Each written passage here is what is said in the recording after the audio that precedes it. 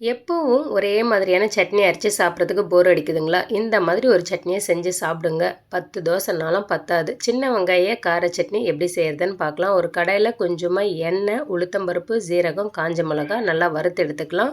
கூடவே 2 கப் அளவுக்கு சின்ன வெங்காயம், பூண்டு, உப்பு இது எல்லாத்தையும் சேர்த்துட்டு நல்லா வதக்கி விட்டுட்டு 2 தக்காளி மட்டும் சேர்த்துக்கோங்க. ஒரு துண்டு அளவுக்கு இஞ்சி, கறிவேப்பிலை இது எல்லாத்தையும் நல்லா வதக்கிட்டு ஆம்சூர் பவுடர் சேர்த்துக்கோங்க, புளி சேர்த்துக்கோங்க.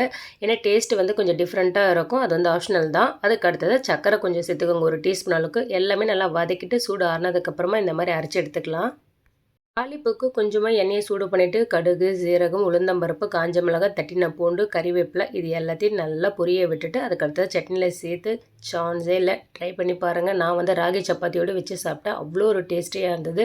நீங்கள் இட்லி, தோசை, சப்பாத்தி, பூரி ஏன் கஞ்சி சாதத்துக்கு கூட ஊறுகாய் மாதிரி கூட இதை தொட்டு சாப்பிட்டுக்கலாம். அவ்வளோ ஒரு டேஸ்டியாக இருந்தது. ட்ரை பண்ணி பார்த்துட்டு நம்ம சேனலை மறக்காமல் சப்ஸ்கிரைப் பண்ணுங்கள், கமெண்ட் பண்ணுங்கள்.